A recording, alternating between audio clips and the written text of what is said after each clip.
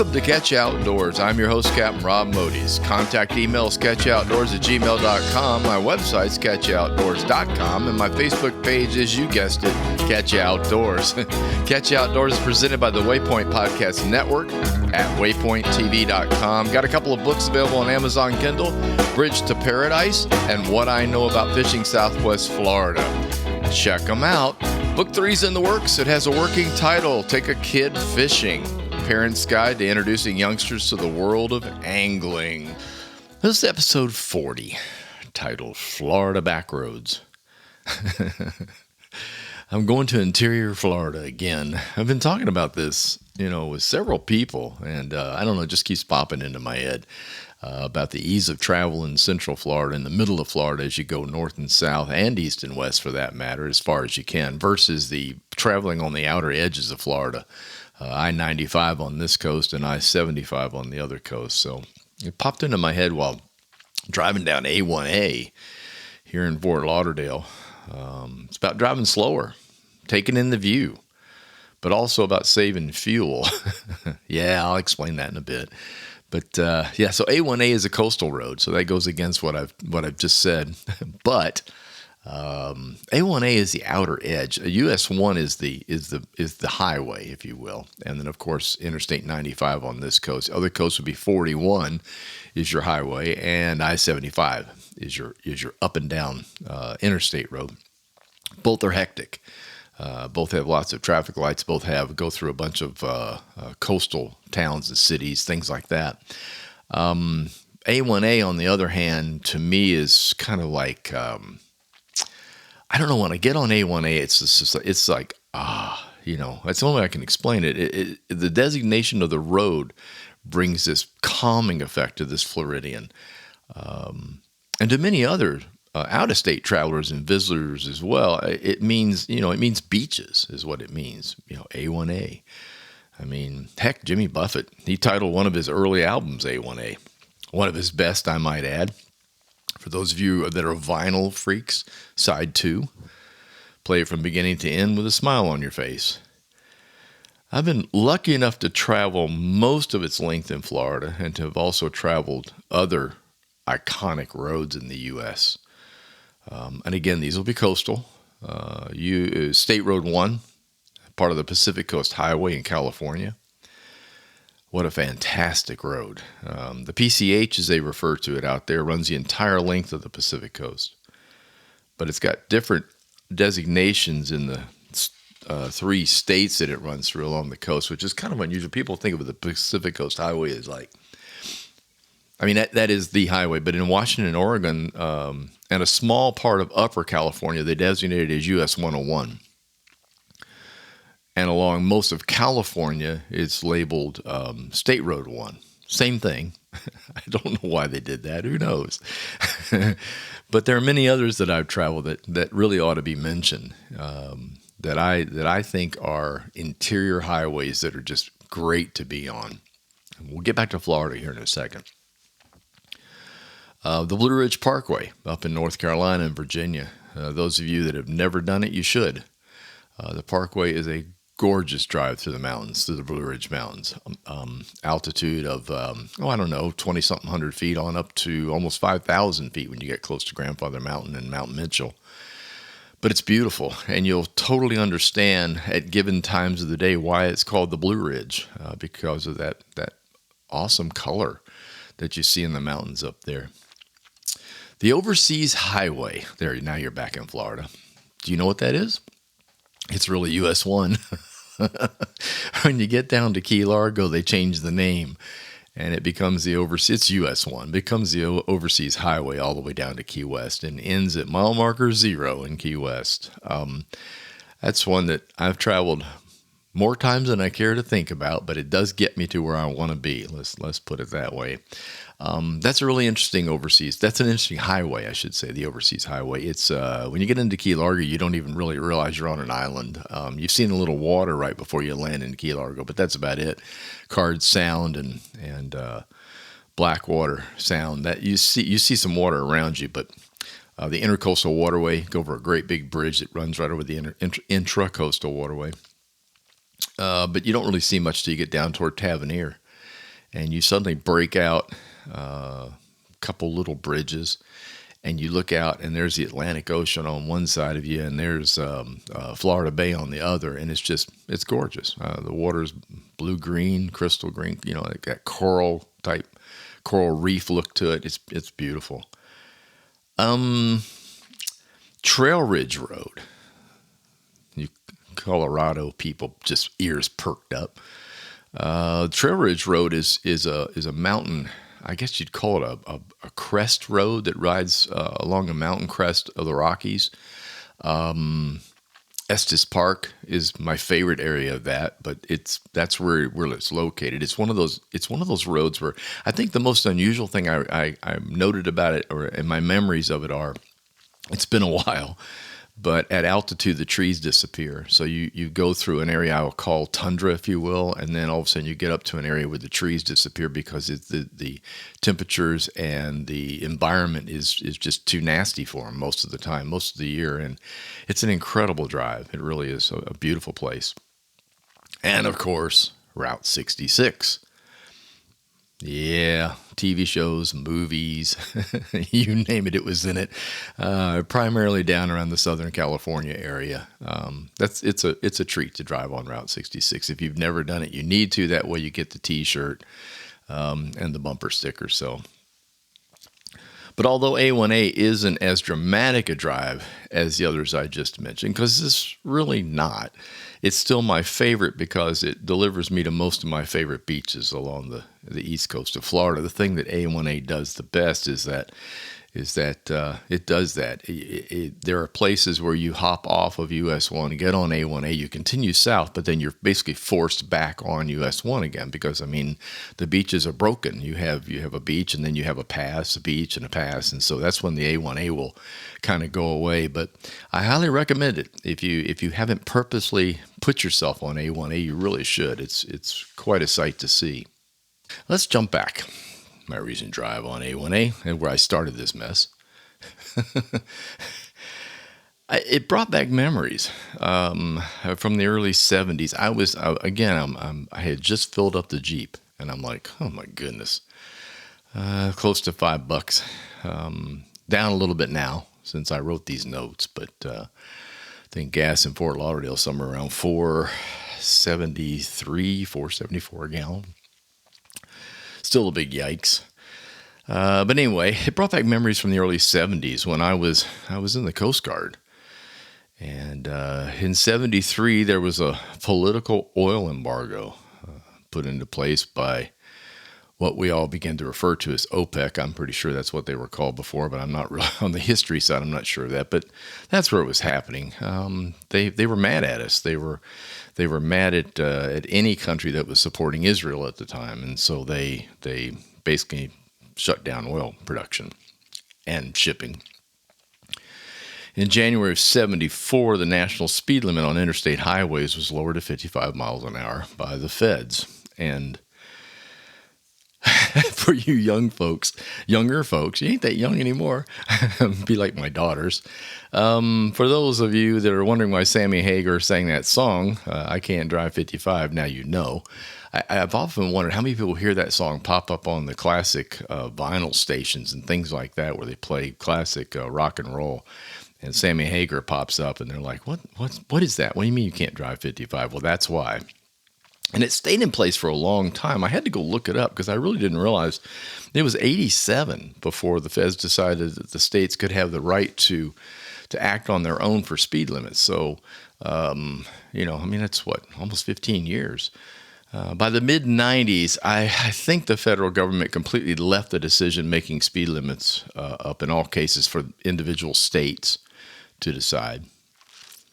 And that's why there are some odd ones out there. I don't know if you've noticed this or not, but speed limits, of course, now vary quite a bit as compared to the structured ones that we had when I began driving. Most small towns were 35. Approach to the town was 45. Speed limit on the highway was 55, that kind of thing. Now it can be whatever they really deem safe for their particular area, and they know it better than the federal government did, obviously. They live there, so that's why they did it. I've even been in small neighborhoods where the speed limit sign says 11 miles an hour, 13. That'll get your attention. But I understand why they did it, because I remember it. I've seen it. So obviously that's why. Gas back then, when I was in the Coast Guard, was around 30 cents a gallon. And then it jumped to 50 cents during the 70s, during the embargo. And there were also some very long lines waiting for gas. Here's a story for you. In early 1973, I was stationed in Alameda, California, and my first job was in the mailroom. Exciting. While waiting for orders to go to a training school for small boat, S&R, search and rescue, and also for dental tech school. Yeah, I did both. I had passed the med test that they gave us, the medical test, so it was either that or medic. And I'd seen the movies where the medic gets called in when a disaster strikes and the bombs are going off. Around. I know it's the Coast Guard, but whatever.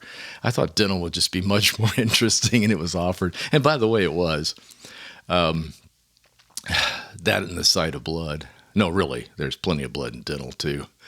Maybe that'll be a podcast at some point. Anyhow, I had orders to be in Cape May, New Jersey for training in 7 days from California.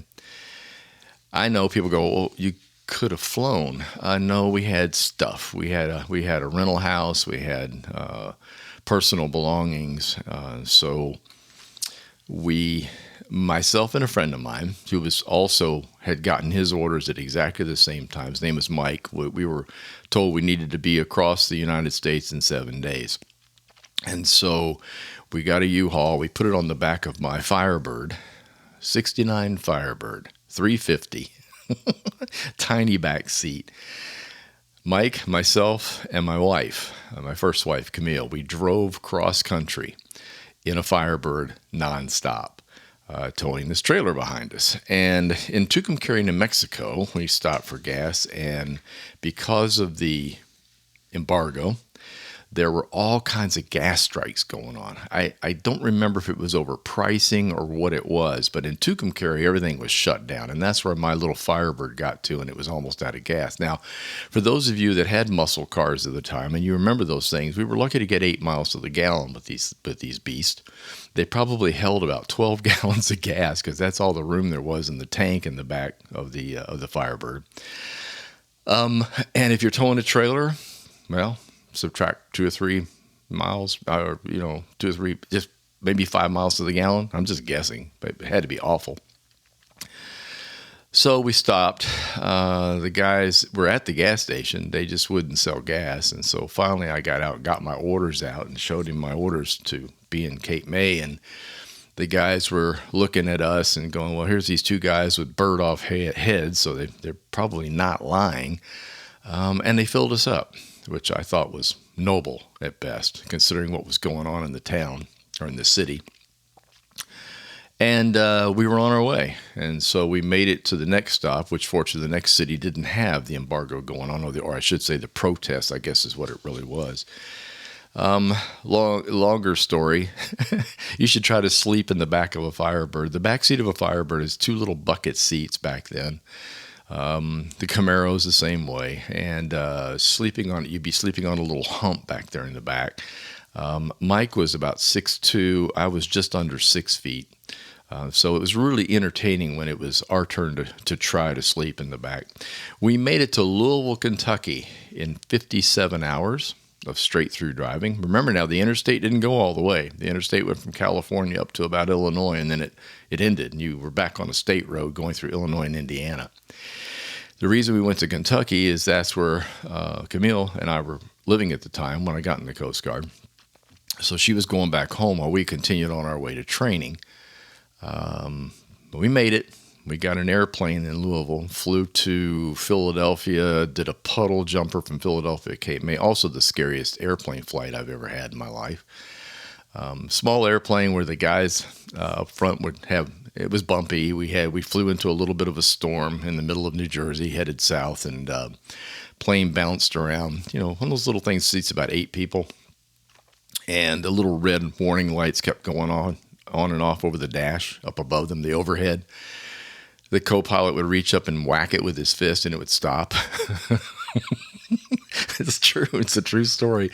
I landed in Cape May and everybody jumped out and kissed the ground. So, and there began my next life in the Coast Guard in Cape May, New Jersey. But anyway, all those thoughts started back with this whole gas thing because I've been there before. I mean, I have been there before. That's all there is to it. So back to the roads. This new serious gas price problem we all have right now, you know, it doesn't matter what your political leanings are. It's a mess, obviously. Everyone's affected by this. It doesn't really matter, especially those who are going to work every day, driving probably in traffic. I mean, they try to live in a suburb, but they work somewhere else. They probably don't work right next door to where they live. They're spending this gas money. Groceries are higher than they've ever been. Inflation's up. Interest rates are going up. You know, it ain't good. So no matter what your political leanings are, it's affecting everybody. So I'm thinking about this. Back to the A1A drive, going, driving slow. That's what we did. That was what that, I Can't Drive 55 was all about, was slowing the heck down. I'm on the interstate highway a few days ago, going across Florida, going across I-75, headed over to Fort Myers, and people are driving average speed 80. Speed limit 70. That's normal in Florida, by the way. Welcome to Florida, man. Everyone, they do. They just drive 80. The police are out there to catch you when you're going 90, just so you know. You can safely drive, well, I don't know about the safely part. You can drive 78 miles an hour on the Alligator Alley. You are not going to get pulled over. But you will if you top that 80 mile an hour mark, and especially if you get close to 90. People do that all the time out there. So I'm sitting there thinking, man, you all are just burning the gas up. Now, I didn't do any math on this. I'm just going to tell you what I know. The faster you go, the more you burn. All of our new cars, my little Jeep, my new Jeep has got, the thing that actually my previous 3 or 4 trucks had it too. My Dodge trucks have that little gauge in there that tells you exactly what you're burning.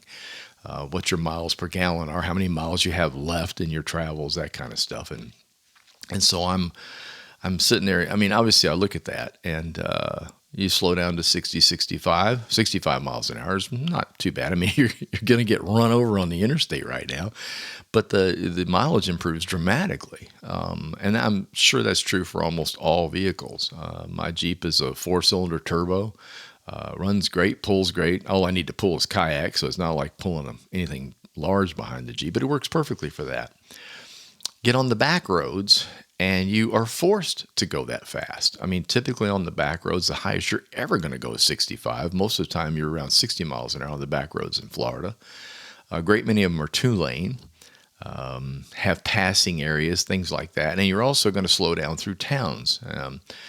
I'm becoming a real proponent of that. Because our travels, Janelle's and my travels, to reach family are up toward the Orlando area. We actually leave Fort Lauderdale and drive north a lot to visit family up near Lake City. So, we're driving up through Gainesville and that area. When we lived in Fort Myers and we visited her parents in Orlando, we would almost always take a back road. Instead of going up 75 and then having to go across I-4, which is a nightmare, we would actually take some back roads out of Fort Myers. We would jump on a piece of 75 to leave the house and then jump off at 80 and get on 31 and go north. And then weave our way up. I think 17, we hit 17. There were a couple of other back roads until we finally hit we hit I-4, but to the east, way over real close to Orlando, almost where the Disney area is. Pop in I-4 there. That was the only maddening part, was getting through the Disney area, and then off to her parents' house. And so, we got used to that kind of travel. And then coming home, we would do the same thing. And I don't know, I just found it more relaxing. You get home time-wise, you might expend another 15 minutes, maybe 20. But what was unique about it was gas station stops are easy. Driving through towns means you had access to food, and you had access to scenery. Imagine that. You get to see Florida, which brought a whole new thought into my head. Was there sure is a lot of Florida that ain't lived in. When you were a coastal person, I grew up on the coast. I grew up on the west coast of Florida, lived on it for a long time. I have been on the East Coast now, back to the East Coast for almost 3 years now. It's hard to believe I've been back that long. Before that, Janelle and I lived here in the 90s for about five years, I guess, before we moved over to the West Coast. We have watched the growth. I mean, it's happening so fast that you don't have to be gone very long. Heck, you can live in the middle of it and see it. So it grows up around you so quickly that it's hard to miss.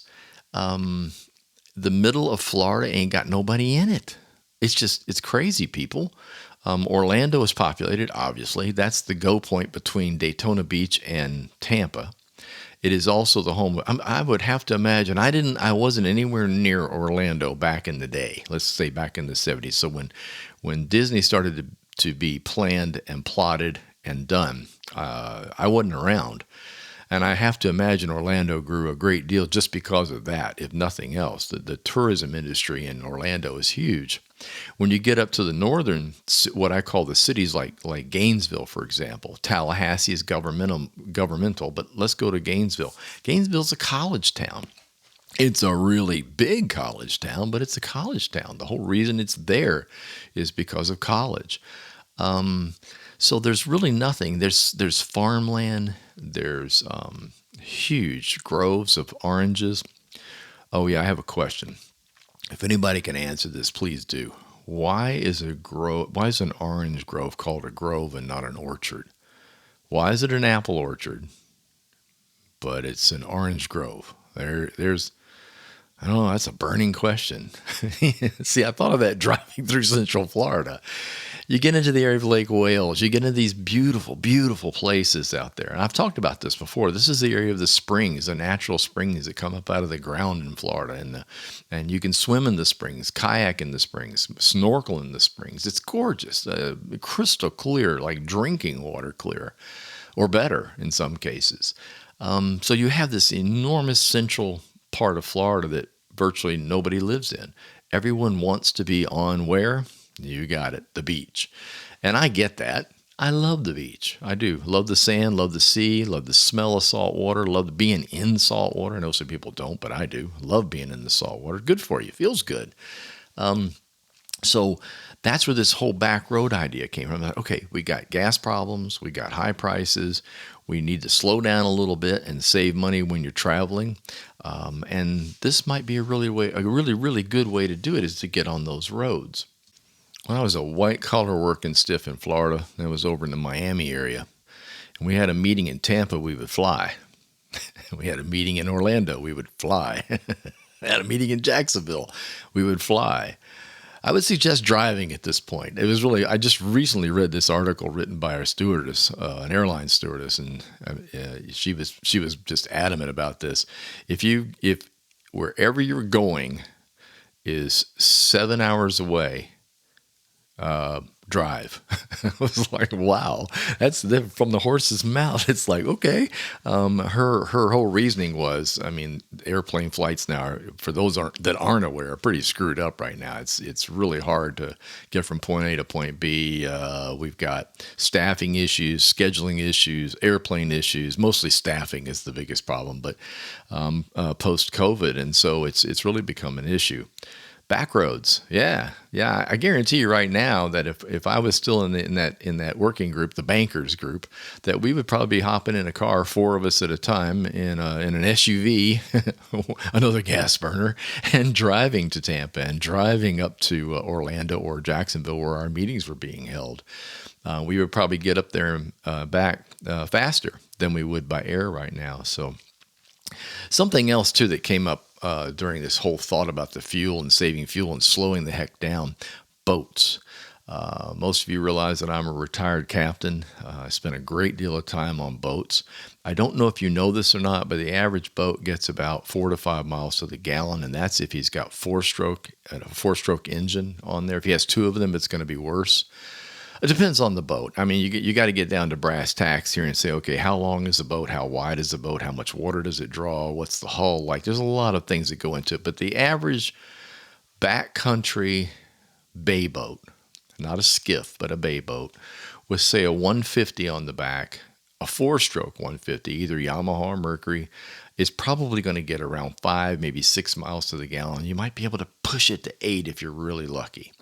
That's traveling with RPMs at about 3,500 to 4,000 RPM. When you slow the RPM down a little bit to like 3,100, 3,200, you get a lot more gas mileage in a boat. Now remember that means we're worried about cars getting 30 miles to the gallon. A boat, you're lucky to get 6 or 7. Imagine if you hang 4 or 5 engines on the back of a boat. Oh, it'll go faster. So will the fuel.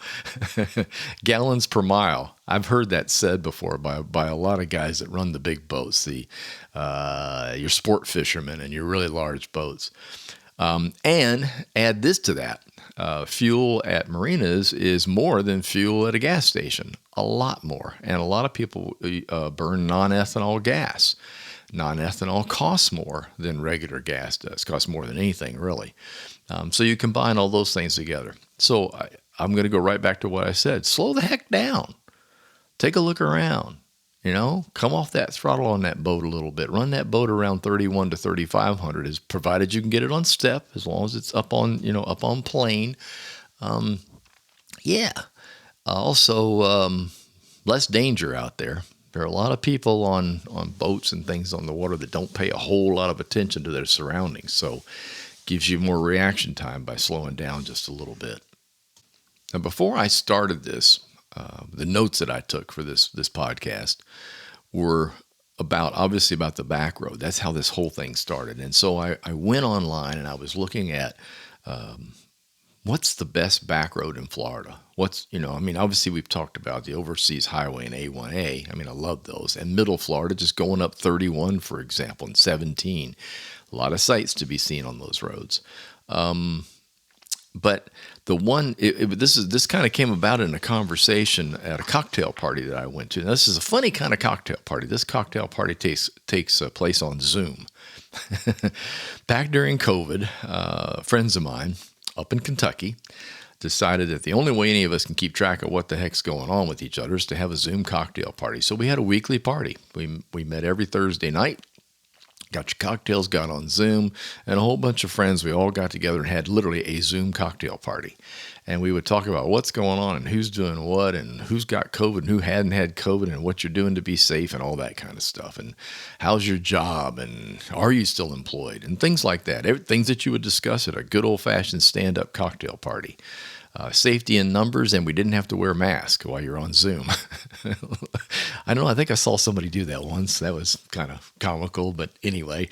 During that conversation last week, and by the way, we now have it monthly. We don't do it weekly anymore. So a couple of weeks ago, we had our cocktail party, our monthly cocktail party. And one of the guys on there, Steve, we were just discussing what I was going to talk about, the backroads. And he brought this one up, which I had not even thought about. Steve says, you really need to mention the Martin County Scenic Highway. And I thought, yeah, that's I've been on that road. It's incredible. County Road 714. Write it down. It is absolutely remarkable. Officially named the Martin Grade Scenic Highway back in 2015. That's when it was added as an official scenic highway. It runs from just on the other side of Lake. Oh, I'm sorry, I'm going to give you better directions. The eastern side of Lake Okeechobee, up on the north end off of 98. I believe it's Highway 710 is where you connect to it, and then it runs straight over toward the East Coast. It goes toward the Allapattah, toward the national forest there, or wildlife area, wildlife area. And it's gorgeous. It's just one of those strange little, I think it's 12 miles long. I looked it up. I believe it's 12 miles long. It is one of the most beautiful roads I have ever been on. It has a canopy of like old oak and things like that growing on either side of it. The only scary thing about it for me was I actually towed a boat through that one time, and there's no room whatsoever if you were to have a flat tire or a problem with your trailer. So don't do that. There's no pull-offs, so to speak. I guess it's like, a farm or whatever. It's just incredible. You have to see it to believe it. And I want to thank Steve. I know he listens to the podcast for bringing that one up, because I went through a whole bunch of them. There was actually there's a thing on the website for Florida, a Florida website that says, here's the 10 best scenic highways. And of course, the ones I mentioned were on there, like A1A and Overseas Highway. And all of a sudden, there is no mention of this one highway. And I'm like, oh. So I go back and look it up. Other places do mention it quite a bit. As a matter of fact, anybody's driven on it will mention it. This road is so popular, it has its own Facebook page. So check it out, the Martin County Scenic Highway, or County Road 714. It really is something to see, and I would highly recommend it if you're traveling in Florida and you want to get from one side to the other around Lake Okeechobee. Like if you're coming from west toward east and you head toward Okeechobee on the usual highways like 80 or whatever, go around, hit, in my case, I'm pretty sure it was 98, and that took me to Road 710. And it connects to 710 and runs straight across the state of Florida. Now, you're going to have to get off of it. I mean, obviously, you're going to have to take a couple zigzags. You go past 95 and ta-da, you're on the East Coast. But I would highly recommend trying it. It's definitely worth the visit and worth the drive. Thank you so much for listening. I appreciate you taking the time to tune in. If you enjoyed the podcast, please tell a friend and leave a review. My podcasts are scheduled for each and every Tuesday. Catch You Outdoors is presented by the Waypoint Podcast Network and is available on Waypoint and by many of your favorite podcast providers. Facebook page is Catch You Outdoors, website waypointtv.com and catchyyououtdoors.com. Until next time, get outdoors and enjoy.